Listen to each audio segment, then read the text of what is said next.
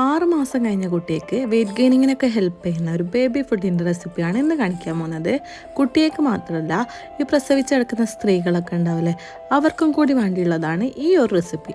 എപ്പോഴും ഒരുപോലത്തെ ഫുഡ് കൊടുക്കുന്നവർ ഈ ഒരു റെസിപ്പി ഒന്ന് ട്രൈ ചെയ്ത് നോക്ക് കേട്ടോ. നമ്മളിതാ ആദ്യം തന്നെ ഒരു ചീനച്ചട്ടി അടുപ്പത്തേക്ക് വെക്കുന്നുണ്ട്. ഇതൊന്ന് ചൂടായി വന്നാൽ ഇതിലേക്ക് നമ്മൾ ചേർത്ത് കൊടുക്കുന്നത് കഴുകി വൃത്തിയാക്കി വെച്ച അരിയാണ്. ഞാനിവിടെ റേഷൻ അരിയാണ് എടുത്തിട്ടുള്ളത്. അതൊരു കപ്പോളം എടുത്തിട്ടുണ്ട്. അത് നല്ല പോലെ ഒന്ന് വറുത്തെടുക്കാം. മീഡിയം ടു ഹൈ ഫ്ലെയിമിൽ വെച്ചിട്ട് വേണം ഇതൊന്ന് ചെയ്തെടുക്കാൻ. അരിയൊക്കെ നല്ല പോലെ പൊട്ടി വന്നാൽ നമുക്ക് എന്ത് ചെയ്യാം, ഇതൊരു പാത്രത്തിലേക്ക് മാറ്റിയെടുക്കാം. നല്ല പോലെ ചുവന്ന കളറിലാവണം കേട്ടോ, കരിയാനും പാടില്ല. അപ്പോൾ അത് ശ്രദ്ധിച്ച് മാത്രം ചെയ്യുക.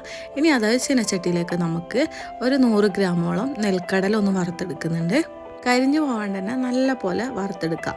ഇതെല്ലാം കരിഞ്ഞു പോയാലേ ഈ ഒരു റെസിപ്പീൻ്റെ ടേസ്റ്റേ മാറിപ്പോവും. അതുകൊണ്ട് കരിയാണ്ട് ശ്രദ്ധിക്കുക. അത് നമുക്ക് എന്ത് ചെയ്യാം, ഒരു പാത്രത്തിലേക്ക് മാറ്റിയെടുക്കാം. ഇനി നമ്മൾ ഒരു കൈപ്പിടി അളവിൽ അണ്ടിപ്പരിപ്പ്, അതുപോലെ വാൽനട്ട്, ബദാമും പിസ്ത ഇത്രയൊക്കെ ചേർത്ത് കൊടുത്തിട്ട് നല്ല പോലെ ഇതൊന്ന് വറുത്തെടുക്കാം. ഇത് ചെയ്യുമ്പോൾ ഒരു മീഡിയം ഫ്ലെയിമിൽ വെക്കാം, അല്ലെങ്കിൽ പെട്ടെന്ന് തന്നെ പിസ്തയൊക്കെ ഒന്ന് കരിഞ്ഞു പോകാൻ ചാൻസ് ഉണ്ട്. അത് നല്ലപോലെ വറുത്തിട്ട് അതിലേക്ക് തന്നെ ഇട്ട് കൊടുക്കുക. ഇനി നമ്മൾ എടുക്കുന്നത് അവിലാണ്. ഞാനിവിടെ മട്ട അവിലായിട്ട് എടുത്തിട്ടുള്ളത്. അതും നല്ലപോലെ ഒന്ന് വറുത്തെടുക്കുക. നമ്മളെ കൈ വെച്ചിട്ട് ഇതേപോലെ പൊട്ടുമോ നോക്കുക. എന്നിട്ട് നല്ലപോലെ ആയിക്കഴിഞ്ഞാൽ നമുക്കതും പാത്രത്തിലേക്ക് മാറ്റി കൊടുക്കുക. എല്ലാം കൂടി ഒന്ന് നല്ലപോലെ മിക്സ് ചെയ്യാം. ഇതൊരു ചെറിയ ചൂടോടുകൂടി തന്നെ ഞാൻ പൊടിച്ചെടുക്കുകയാണ്. നല്ല ചൂട് വേണ്ട, അത്യാവശ്യം ഒരു ചെറിയ ചൂടിൽ നമുക്കിതൊന്ന് പൊടിച്ചെടുക്കാം. മധുരത്തിന് ഇവിടെ ഞാൻ ചേർത്ത് കൊടുക്കുന്നത് കൽക്കണ്ടാണ്.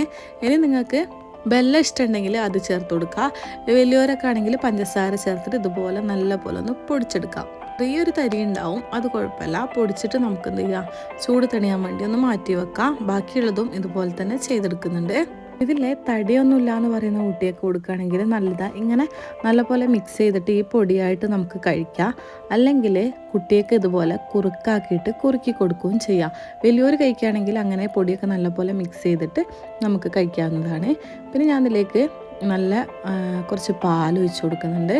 കുറച്ച് വെള്ളവും കൂടി ചേർത്ത് കൊടുക്കുന്നുണ്ട്. പാലൊരു ഇത്തിരി മതി. എന്താ വെച്ചാൽ അണ്ടിപ്പരിപ്പിലൊക്കെ നല്ല കൊഴുപ്പാണല്ലോ, അതുകൊണ്ട് ഇച്ചിരി പാലും ബാക്കി വെള്ളവും കൂടി ചേർത്തിട്ട് നല്ല പോലെ മിക്സ് ചെയ്യുക. എന്നിട്ട് നമുക്ക് ഫ്ലെയിം ഓൺ ചെയ്തിട്ട് അടുപ്പത്തേക്ക് വെക്കാം.